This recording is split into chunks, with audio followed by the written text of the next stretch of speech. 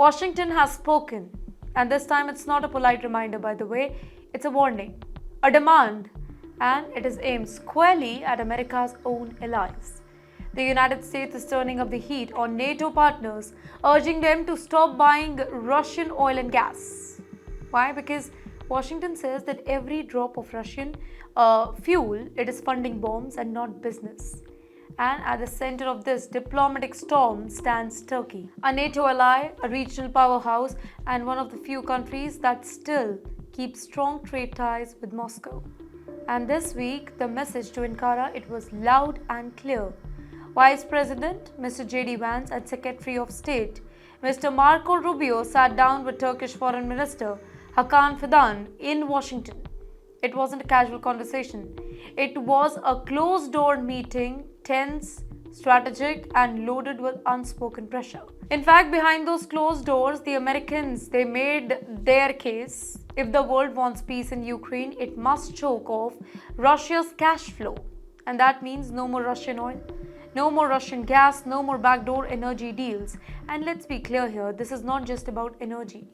This is about power, politics, and priorities. Washington believes that Moscow is using its oil money to fuel the war machine, to rebuild missiles, to fund their machineries and defy Western sanctions. So every single tanker that leaves the Russian port, in America's eye, is a tanker that keeps the war alive.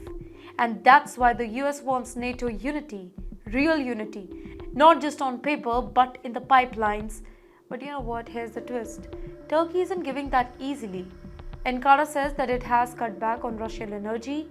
Yes, but not completely. Turkey's economy relies heavily on imported oil and gas.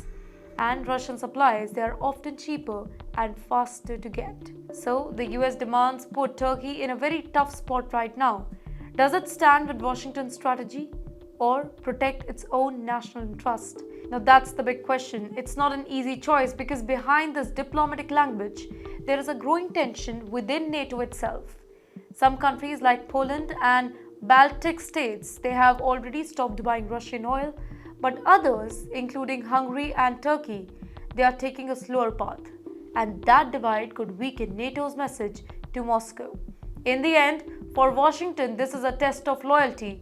For Turkey, this is a test of survival. But one thing is certain here, America wants to tighten the economic noose around Russia, and it is making it very clear no ally gets a free pass now.